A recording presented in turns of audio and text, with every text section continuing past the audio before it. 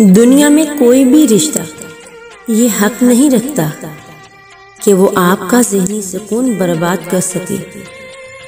हर ऐसे रिश्ते से दूर हो जाए जो बिला वजह आपकी ज़हनी अज़ियत का बाइस बनता है। मैंने मोहब्बत भरी निगाहों को कब्र की मुंडेर, अस्पताल के बेड और एयरपोर्ट के दाखिली रास्ते पर देखा। हम अपने चाहने वालों से मोहब्बत का इजहार करते हैं जब वो हमसे दूर जाने के करीब हो जाते हैं।